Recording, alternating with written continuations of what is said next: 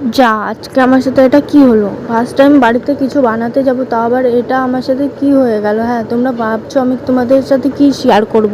তো আজকে আমি বানাতে চলেছি আম শক্ত, আর আমি এখানে 2 ঝুড়ি আম নিয়েছি। আমগুলো এত সুন্দর দেখতে লাগছিল যে আমি একটা আম কামড়েই দিয়েছি। আর এখানে আমগুলো অনেক মিষ্টি ছিল, আর তার জন্য কোনো চিনি মিনি লাগবে না আম শক্ত করতে। আর যদি টক হয় তাহলে অবশ্যই কিন্তু চিনি লাগবে।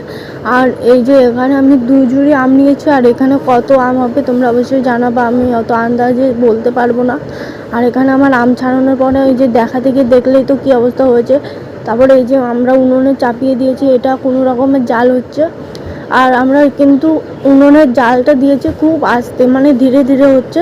আর এখানে যখন গাঢ় হয়ে যাচ্ছে তখনই কিন্তু নেড়ে দিতে হবে, কারণ নিচে লেগে লেগে যাচ্ছে। আর এটা আমি দুটো, একটা হাতা একটা খুন্তি ব্যবহার করেছি, কারণ হাতা দিয়ে করলে পরে চাকুনটা একটুখানি লেগে যাচ্ছে, আর চাকুনটা খুন্তি দিয়ে করছিলাম চাকুনটা একটুখানি ঠিক হয়ে যাচ্ছে। আর এখানে আমার মা তারপর একটু হেল্প করছিল, এই যে আমার মা তারপর লাবিয়ে দিল, কারণ আমি এখন ভাত খেতে বসেছিলাম। তো যাই হোক হয়ে গেছে, টাটা বন্ধু।